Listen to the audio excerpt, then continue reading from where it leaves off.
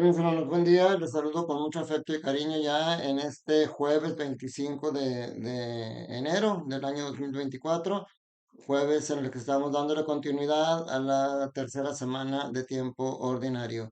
Y que bueno, ha estado con fiestas importantes. Ayer hablábamos de San Francisco de Sales, hoy celebra la liturgia, la fiesta de la conversión de San Pablo. ¿Qué tan importante es este pasaje que se presenta tres veces en el libro de los Hechos de los Apóstoles? Es un acontecimiento importante porque alguien que era perseguidor ahora se convierte en predicador. Y hay varias cosas, es un poquito larga, yo les invito a que lean este pasaje, es muy, muy hermoso, pero hay varias cosas que quiero puntualizar. Primero, ¿cuánto tiempo hace que tú ya estás acercándote a Dios? ¿Hace cuánto que estás estudiando a lo mejor las Sagradas Escrituras? ¿Hace cuánto que vas a misa? Y tú dices, ¿por qué no hay cambios importantes en mí? Bueno, hay una situación importante.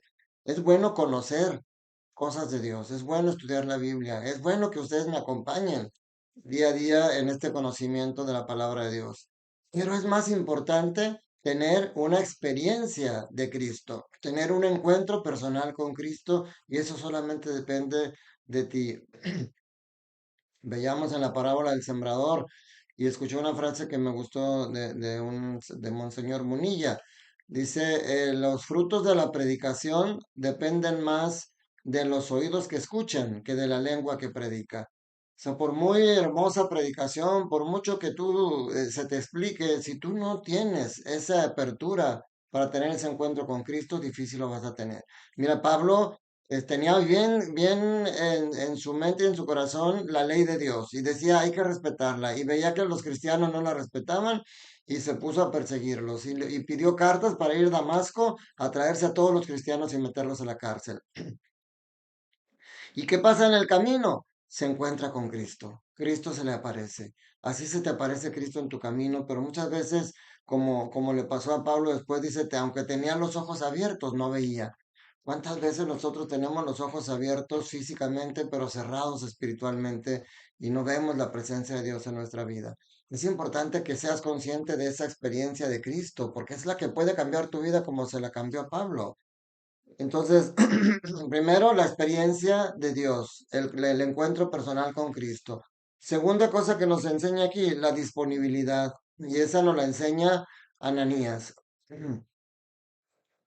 Dice, había en Damasco un discípulo que se llamaba Ananías, a quien se le apareció el Señor y le dijo, se le apareció el Señor y le dijo, Ananías. Y Ananías respondió, aquí estoy, Señor. Esa es la disponibilidad. Y la disponibilidad, a pesar de que parece que Dios te pide algo imposible. Porque Ananías, cuando el Señor le dice que vaya a ver a Saulo, dice, pero si ese hombre es un perseguidor, conozco su fama, ¿verdad? Y sin embargo, Jesús le dice, no importa, tú ve. Entonces, ¿qué viene después de la disponibilidad? La confianza en Dios. Que lo que te pide, aunque parezca imposible, aunque parezca difícil, es bueno para ti. Tener esa confianza. Y entonces va con Saulo y le quita esas escamas que tenía y Saulo empieza a ver. Y entonces ahora Saulo, que era el perseguidor, ahora se bautiza, se convierte y empieza a predicar que Cristo es el Señor. Y obviamente otra cosa que nos pide, nos enseña aquí esta lectura es quitarte los prejuicios. Porque a veces dices, no, como decía Natanael, ¿acaso algo bueno podrá salir de Jerusalén? O sea, no te prejuicies. A lo mejor tú conocías a una persona en el pasado y sabías que era una mala persona. Y ahora que tú lo ves actuando diferente, ay, sí, sí, ya lo conozco, que lo compre el que no lo conozca. No, mi hermano, todo mundo tiene derecho a cambiar, todo mundo tiene derecho a una segunda oportunidad. Lo que importa es que tengas ese encuentro con Cristo para que Él sane tu corazón y empieces a cambiar. Entonces, cuando Saulo empieza a predicar, cuando Saulo empieza a hablar de Cristo, pues la gente, dice, se quedaban sorprendidos y decían, ¿no es este el que andaba persiguiendo en Jerusalén a los que invocan el nombre de Jesús y que ha venido para llevarlos presos y entregárselos a los sacerdotes? Pero dice, pero Saulo, cada vez con más vigor, refutaba a los judíos que vivían en Damasco, demostrándoles que Jesús era el Mesías. Se olvídate de prejuicios, dale una segunda oportunidad a las personas. Todo el mundo tiene derecho a cambiar. Pero algo bien importante también que te debe de quedar claro en esta lectura, que si tú eres cristiano, tú eres Cristo. El núcleo central de esta lectura es que Jesús nos quiere recordar y hacer ver que perseguir a Cristo, perseguir a los cristianos, atacar a un católico es atacar a Cristo. Esas personas que nos atacan, esas personas que se burlan, no se dan cuenta de que les están burlando de Cristo. Porque cuando en Damasco se le presenta a Jesús a Saulo y Saulo le dice, ¿quién eres tú, Señor? Jesús no le dice, yo soy Cristo, deja de perseguir a mis discípulos. No, dice, yo soy Cristo a quien tú persigues. Si persigues a la iglesia de Cristo, estás persiguiendo al mismo Cristo. Si atacas a la iglesia de Cristo, estás atacando al mismo Cristo. Si atacas al Papa, estás atacando al mismo Cristo, porque somos parte de ese cuerpo de Cristo. Por algo decía Jesús, todo lo que hagas al más pequeño de mis hijos, de tus hermanos, a mí me lo haces. Y por eso el día del juicio final, dice Mateo, te van a decir, ven bendito de mi Padre, porque tuve hambre y me diste de comer. O sea, todas las acciones que hagas en favor de los demás son favores que haces o son acciones que haces a Cristo. Esa es una gran enseñanza. Y también, si la elección del quinto discípulo, elegir a un publicano como Mateo, era alentador, porque quiere decir que los pecadores tenemos todavía esa esperanza. Como dice el Papa Francisco, no hay santo sin pasado ni pecador sin futuro. Pues si esa elección del quinto discípulo era esperanzador para nosotros, imagínate ahora la elección de Pablo. Por eso yo te digo que por muy grande que sea tu pecado, por muy grande, por muy alejado que te sientas, el Señor siempre te espera, el Señor siempre te da la oportunidad y el Señor siempre te puede sanar. El Señor te llama, aun y cuando seas el más grande de los pecadores. Mira, ya vimos en la elección de los 12 discípulos cómo ahí va Judas, que fue el que lo traicionó. Y en el Evangelio de hoy de San Marcos, capítulo 16, versículos 15 al 18, precisamente es el pasaje en el cual, después de elegir a sus discípulos y aún ya después de que Judas lo traicionó, dice Jesús se aparece a los 11, si ya no estaba Judas. Jesús se aparece a los 11 y les dice, vayan por todo el mundo. Es importante esa primera acción, es un verbo, vayan. ¿Qué es lo que te está diciendo? Hay que estar en acción. No puede ser un cristiano pasivo. No, dice el Papa Francisco, la iglesia no puede ser solamente de puertas abiertas. Tiene que ser una iglesia en salida, que vaya al encuentro del necesitado. Y luego dice, vayan por todo el mundo. Por eso San Juan Pablo II hablaba de la nueva evangelización. Hoy a través de las redes sociales podemos ir por todo el mundo a predicar el evangelio. Yo he querido dar respuesta a ese llamado de San Juan Pablo II y sobre todo a ese llamado de Dios a llevar el Evangelio a todo el mundo. Por eso, mientras tenga vida y salud y cuente con sus oraciones, voy a seguir predicando a través de estos medios la palabra de Dios. Es cumplir lo que el Señor nos está diciendo aquí. Vayan por todo el mundo. Esa es la acción.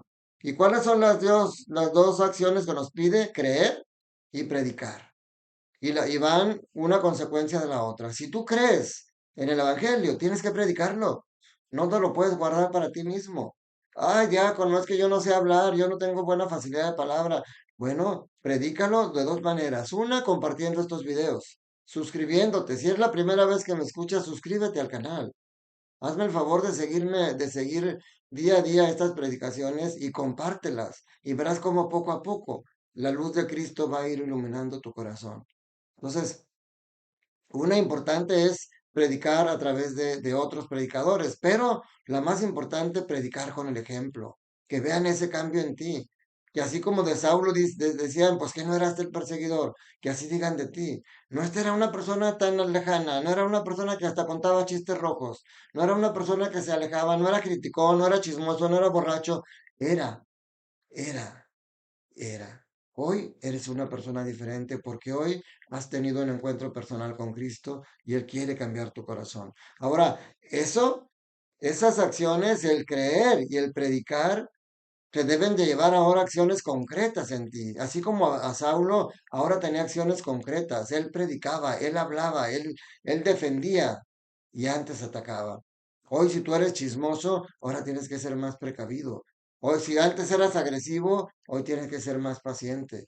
O sea, que se note en tu comportamiento, porque ya hemos meditado otras veces los milagros que aquí dice que acompañarán al que cree.